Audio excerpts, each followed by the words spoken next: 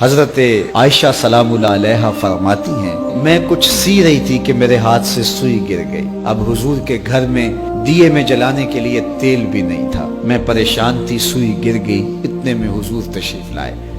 حضور مسکرائے، کہتی ہے میں نے گمی ہوئی سوئی تلاش کر لی۔ اللہ اکبر! تو یہ روشنی تھی، یہ انوار تھے۔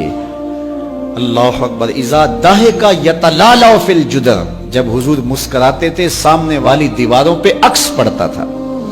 اللہ اکبر! جب مسکراتے تھے نور پھیل جاتا تھا۔ اذا تکلم رؤیا کالنور یخرج من بین ثنایاہ، حضور کے سامنے والے دانتوں میں ہلکا سا فاصلہ تھا، اور جب آقا کریم گفتگو کرتے تھے وہاں سے نور کی کرنیں چھن چھن کے نکلتی تھیں، انوار پھیل جاتے۔ ایسا نوری ماحول، ایسا نورانی چہرہ۔ حضرت ابو ہریرہ بولے کیا پوچھتے ہو؟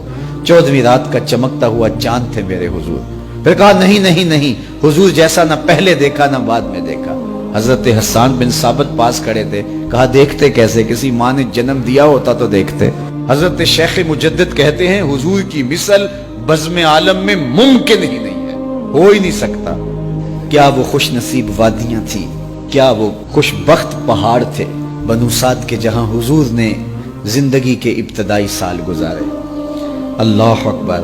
حضرت حلیمہ سعدیہ کہتی ہیں جب میں حضور کو گھر لے گئی تو میرے گھر میں روشنیاں آ گئیں۔ باقاعدہ عورتوں نے کہا حلیمہ تو اتنی امیر ہو گئی ہے رات کو بھی دیا نہیں بجھاتی؟ بڑے امیر کبیر گھرانوں میں بھی رات کو لوگ دیا بجھا دیا کرتے ہیں، لیکن تو اتنی ہی امیر ہو گئی ہے کہ رات کو بھی تیرے گھر کا دیا نہیں بجھتا؟ تو حلیمہ سعدیہ نے کہا آؤ میں تمہیں بتاؤں میرے گھر میں دیا کون سا روشن۔ باقاعدہ ہم جولیوں کو بلایا، پالنے میں حضور تھے، اشارہ کر کے کہا جب سے یہ پیارا گھر آیا ہے میں نے سارے دیے توڑ دیے، دیے کی ضرورت نہ مشعل کی حاجت، عجب روشنی تو نے پائی حلیمہ، بڑی تو نے توقیر پائی حلیمہ، بنی تو محمد کی دائی حلیمہ۔ کہا ما کننا نحتاج الی السراج من یوم اخذناہ، جب سے یہ پیارا گھر میں آیا ہے میں نے سارے دیے توڑ دیے۔